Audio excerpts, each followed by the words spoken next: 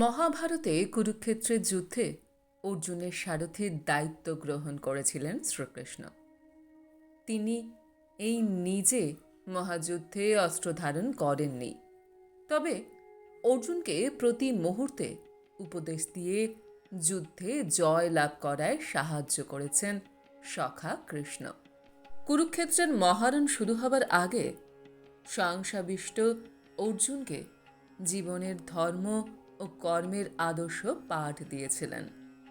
তৃতীয় পাণ্ডবকে দেওয়া কৃষ্ণের এই বাণী গ্রন্থিত আছে শ্রীমদ্ ভগবদ গীতা নামে।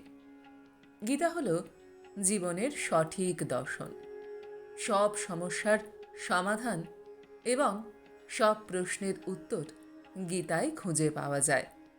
তাই এত হাজার বছর কেটে গেলেও গীতায় দেখানো জীবন দর্শন আজও আমাদের পাথেয়। গীতায় শ্রীকৃষ্ণ জানিয়েছেন কেন জীবনে পাপ করতে বাধ্য হন বহু মানুষ এবং কিভাবে সেই পাপের গ্রাস থেকে নিজেকে মুক্ত করা সম্ভব। গীতায় অর্জুন প্রশ্ন করেছেন, হে কৃষ্ণ, মানুষকে দিয়ে কে পাপ করায়? সেই মানুষ পাপ করতে না চাইলেও যেন সে বাধ্য হয় পাপ কর্মে রত হতে। উত্তরে শ্রীকৃষ্ণ বলেছেন, মানুষের লোভ ও কায়েমি স্বার্থ তাকে দিয়ে পাপ কাজ করিয়ে নেয়। গীতার বাণী অনুসারে অনেক সময় মানুষ হয়তো প্রথমে পাপ কাজে যুক্ত হতে চায় না, তার বিবেক তাকে বাধা দেয়। কিন্তু মানুষের মনের লোভ যখন ডালপালা মেলে, তখন বিবেকবোধ হারিয়ে যায়। নিজের লোভ ও লালসাকে চরিতার্থ করতেই পাপ কাজে নিজের হাত কর্দমাক্ত করে মানুষ। মনের লোভ ও কায়েমি স্বার্থকে সাধারণ মানুষের পক্ষে জয় করা খুবই কঠিন। লোভ ও লালসাকে নিয়ন্ত্রণ করতে না পারার কারণেই পাপ কাজ করতে বাধ্য হয় মানুষ। আর একবার পাপ কাজে যুক্ত হলে বারবার সে পাপ কর্মে রত হয় এবং ধীরে ধীরে পাপের সাগরে নিমজ্জিত হয়ে পড়ে।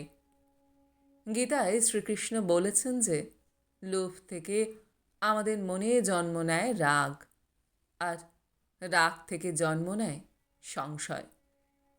মনে সংশয় দেখা দিলে মানুষের মনের বুদ্ধিবৃত্তি হারিয়ে যায়, আর বুদ্ধি হারিয়ে গেলে মানুষ নিজেও ধ্বংসপ্রাপ্ত হয়।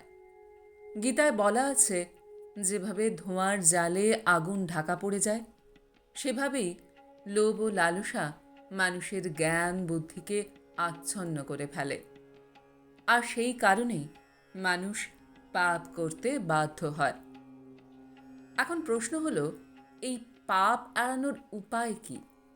ভগবান শ্রীকৃষ্ণ পাপ কিভাবে এড়ানো যায় গীতায় তার পথ দেখিয়েছেন।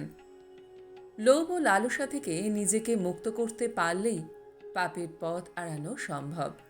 এর জন্য মোহমুক্তি ঘটাতে হবে। যতই সব কিছু আঁকড়ে থাকবেন, তত বেশি লোভ ও লালসা আমাদের মনে চেপে থাকবে। তাই ত্যাগ করতে শিখুন। পাপ থেকে মুক্তি পাওয়ার এটাই সব থেকে বড় উপায়।